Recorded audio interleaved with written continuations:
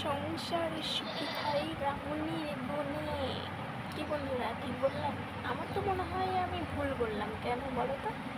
যদি সত্যি সংসার রামুনির গুণে সুখী হয়, তাহলে আবার সেই রামুনির গুণে কেন ঝগড়া অশান্তি বাড়িতে বাজে?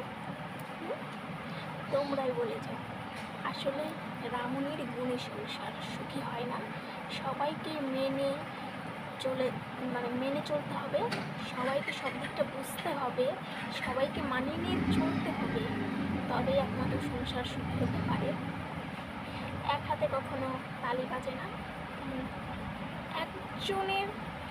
একজনের এসে কখনো সংসার সুখী হয় না। সবাই মিলেমিশে মানিয়ে নিয়ে চলতে হবে, তবেই একমাত্র সংসার সুখী হতে পারে। এটাই বাস্তব। আসলে আমি এখন সংসার বলতে কিছু বুঝি না, জাস্ট মাথায় আসলো তাই বললাম।